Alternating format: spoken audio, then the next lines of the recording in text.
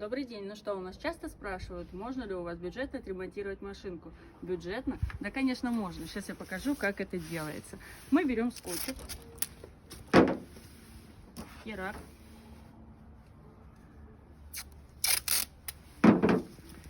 Херак. И закрашиваем маркером.